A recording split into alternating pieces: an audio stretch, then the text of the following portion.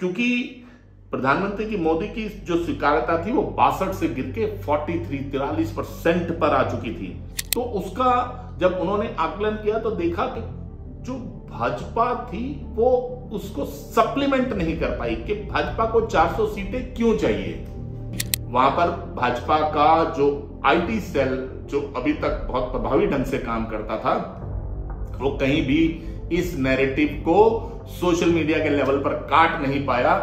वो ये अब किसी से छुपा नहीं है कि किस तरह से वहां के उप मुख्यमंत्री केशव प्रसाद मौर्य का लगातार दिल्ली आना, लखनऊ जाना, प्रयास करना। नमस्कार, मतपत्र न्यूज के इस YouTube चैनल पर आपका स्वागत है और मैं हूं आपके साथ आज चर्चा करने के लिए दुष्यंत चोपड़ा।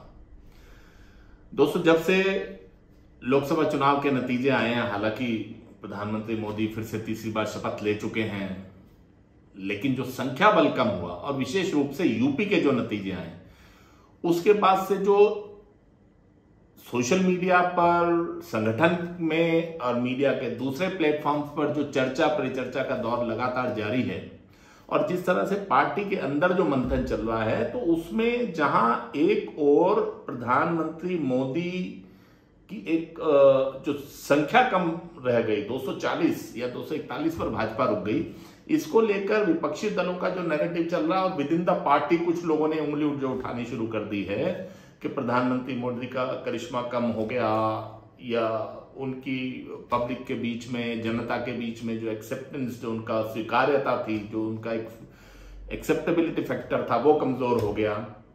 वहीं एक दूसरा वर्ग जो लगातार यूपी के चुनाव के नतीजे आने की वजह से, जहां पर कि भाजपा का एक सिग्निफिकेंट नंबर कम होता है और वो 33 पर अटक जाती है, तो मुख्यमंत्री योगी को घेरने की जो कोशिश हो रही है उसमें किसी का भी हाथ रहा हो, ये अब किसी से छुपा नहीं है कि किस तरह से वहां के उप मुख्यमंत्री केशव प्रसाद मौर्य का लगातार दिल्ली आना, लखनऊ जाना, प्रयास करना, मुख्यमंत्री की बैठकों में बुलाई हुई बैठकों में शामिल ना होना, ये सब तरह के प्रयास रहे। संगठन के लेवल पर जो एक लगभग सभी ही लोकसभा सीटों पर एक आकलन शुरू हुआ, एक सब लोगों से विचार विमर्श शुरू हुआ, कार्यकर्ताओं को बुलाया गया, फिर उसके बाद एक 15 पॉइंट की एक रिपोर्ट प्रदेश अध्यक्ष ने केंद्रीय नेतृत्व को सौंपी। तो उसमें बातें तो कहने को अलग अलग निकल कर आ रही हैं, लेकिन जो मेन मुद्दे की बात है उससे अभी भी जो खबरें बाहर मीडिया में है उसके अनुसार आज भी पार्टी उन चीजों से दूर है, या अगर पता भी है तो शीर्ष नेतृत्व उस पर क्या काम कर रहा है या क्या नहीं कर रहा, इसके ऊपर एक बहुत बड़ा क्वेश्चन मार्क आज भी लगा हुआ है कि क्या वाकई में जो वहां पर सच्चाई है कि भाजपा की उत्तर प्रदेश में इतनी करारी हार क्यों हुई कि केवल 33 सीटों पर आकर भाजपा रुक गई। मैंने बात की जो थंबनेल में कि थर्ड पार्टी एक आकलन होना चाहिए, यानी भाजपा के इंटरनल सर्वेज या जो रिपोर्ट्स आ रही हैं उनसे अलग हटकर भी कुछ भाजपा को नजर डालनी चाहिए। अब इसी कड़ी में डॉक्टर A.K. वर्मा, जो कि centre for studies of societies and politics CSSP के फाउंडर डायरेक्टर हैं, निदेशक हैं, उनका एक आर्टिकल आया है दैनिक जागरण के अंदर और उसमें उन्होंने बड़े विस्तार से उत्तर प्रदेश में जो भाजपा की हार के कारणों की विवेचना की है। तो वहां पर डॉक्टर A.K. वर्मा ने इस बात का एक खुलासा किया है कि CSSP ने, यानी centre for studies of societies and politics ने 2 सर्वे किए या 2 अध्ययन किए चुनाव के दौरान। पहला अध्ययन उन्होंने किया जनवरी से मार्च के बीच में, यानी जब चुनाव की तैयारियां चल रही थी। दूसरा उनका अध्ययन था वो चुनाव के दौरान जितने भी चुनाव के फेजेस हुए उस हर फेज के बाद उन्होंने उस अध्ययन को किया, जो कि जून तक चला, यानी कि वो एक किस्म से exit poll sort of thing उन्होंने करी।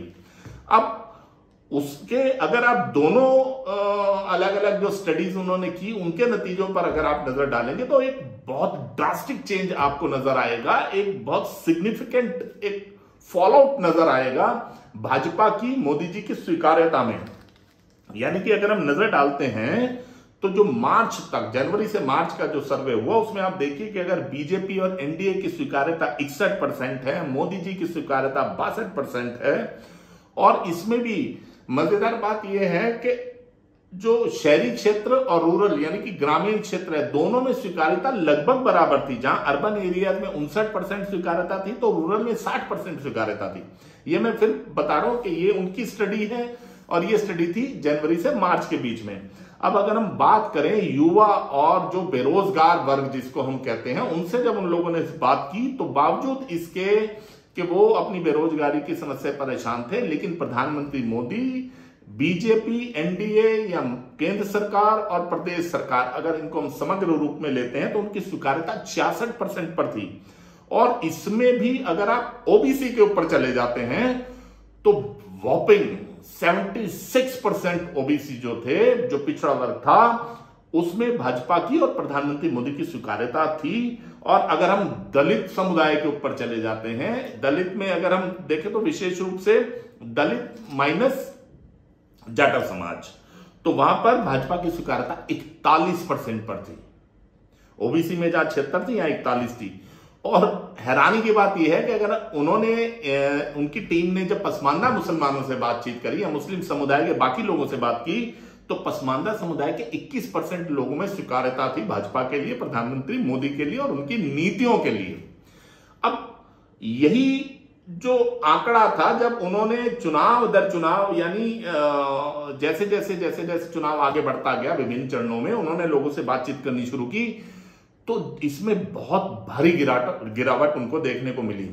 यानी कहीं ना कहीं इस संस्था पे या बाकी सब लोगों में चुनाव के बाद एक चीज क्लियर हो गई थी कि कुछ ऐसे नतीजे आने वाले हैं जो कि अप्रत्याशित होंगे, क्योंकि प्रधानमंत्री की मोदी की जो स्वीकार्यता थी वो 62 से गिर के 43% पर आ चुकी थी।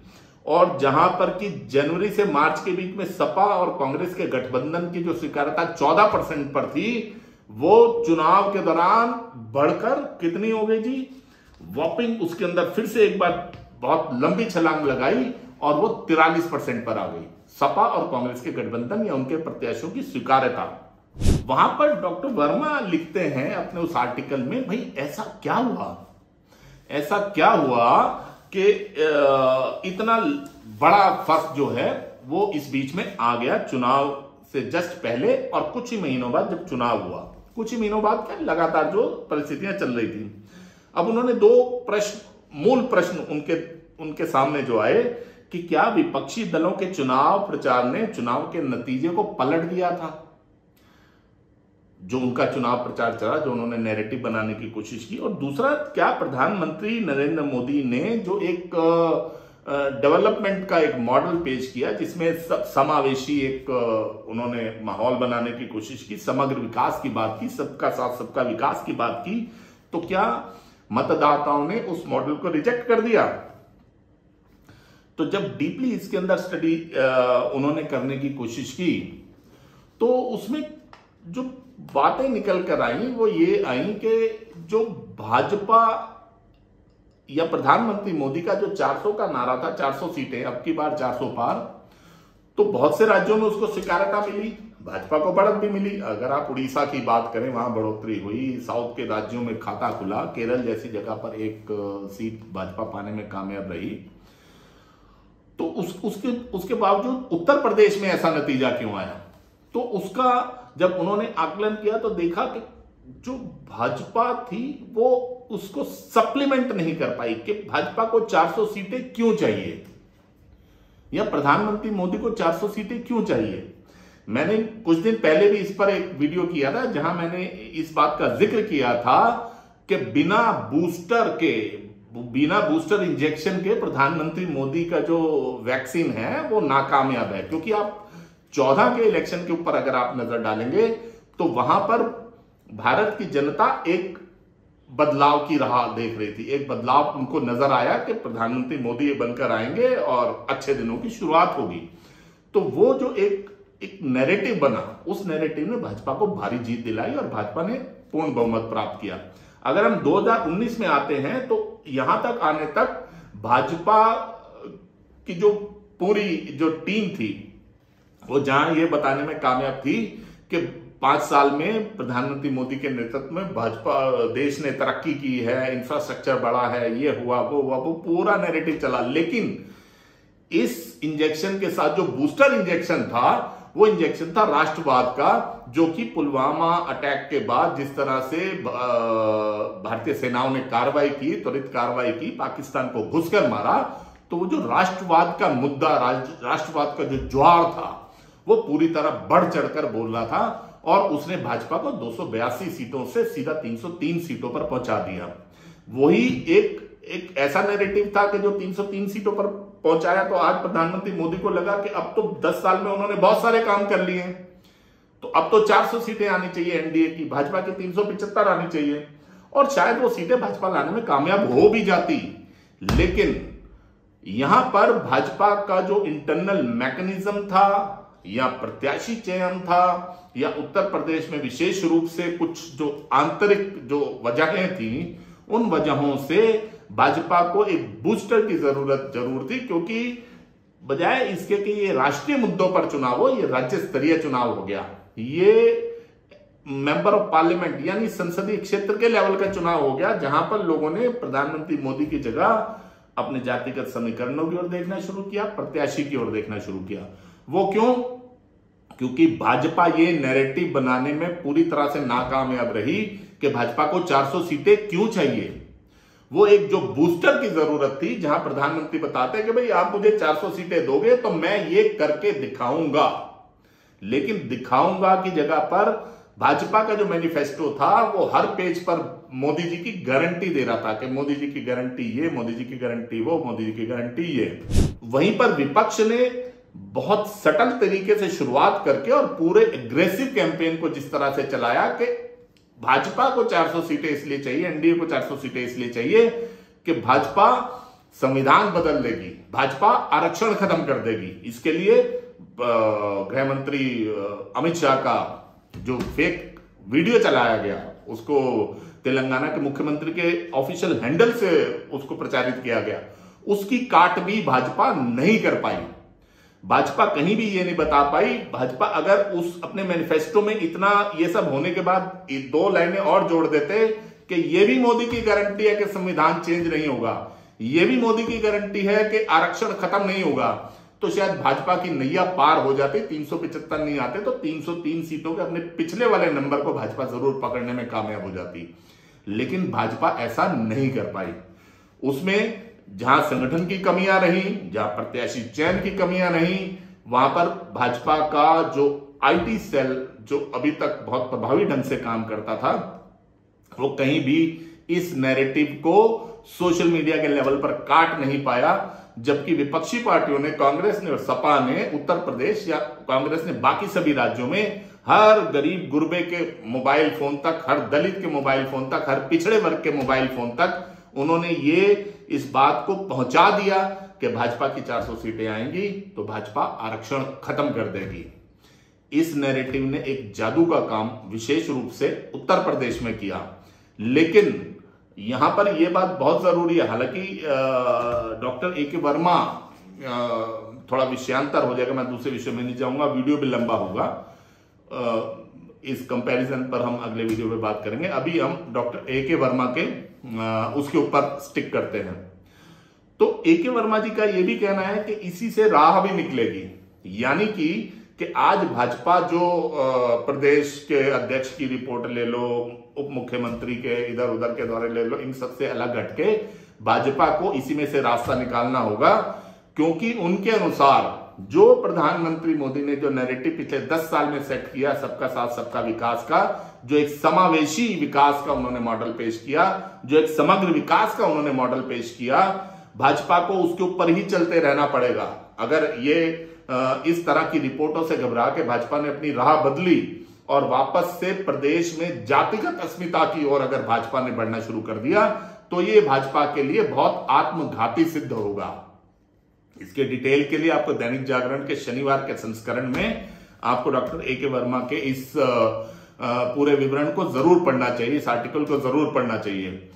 उनकी बात से मैं पूरी तरह से सहमत हूं कि भाजपा को बैक टू द बेसिक्स जाना पड़ेगा। बैक टू द बेसिक्स यानी कि भाजपा जब भी बढ़ी है, जहां भी बढ़ी है, तो उसके पीछे कहीं ना कहीं हिंदुत्व का एक जो उन्होंने एक नारा ही नहीं, उसको आत्मसात करके जो उन्होंने आगे बढ़ने का प्रयास किया, और जो उसके अंदर ईमानदार प्रयास प्रधानमंत्री मोदी के पिछले 10 साल में निकले, जो नजर आए वहां की जनता को, देश भर की जनता को, आज उसी का नतीजा था कि भाजपा 303 पर पहुंची। और इतने बड़े कुचक्र के बावजूद भी भाजपा 240 सीटें लाने में कामयाब हुई, जहां विश्व भर के चुनावों पर अगर आप नजर डालें, कहीं भी कोई सरकार रिपीट नहीं हो रही है, सब सरकारें गिरती जा रही हैं। लेफ्ट लिबरल कबाल अपना पूरा कमाल दिखाता जा रहा है। भाजपा का 240 सीटें लाना भी एक बहुत बड़ा एक जीत है और इस देश के लिए भी शुभ संकेत है। तो भाजपा को आज आवश्यकता है कि वो बैक टू द बेसिक्स जाए। और जो इसके साथ ही एक चीज और मैं जोड़ना चाहूंगा, जिसका उसके अंदर उन्होंने जिक्र नहीं किया, हालांकि वो फिर से विषयांतर होगा, कि भाजपा को जो प्रधानमंत्री मोदी ने कहा कि मैं इस इकोसिस्टम को तोड़ डालूंगा, तो उसके ऊपर भाजपा को जरूर काम करना चाहिए।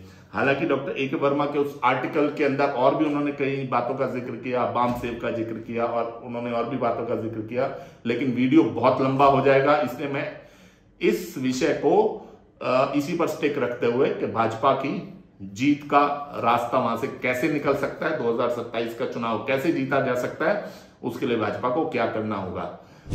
आप इस आर्टिकल को भी पढ़ सकते हैं, ऑनलाइन भी ये आर्टिकल अवेलेबल होगा, जरूर आपको ढूंढने पर मिल जाएगा।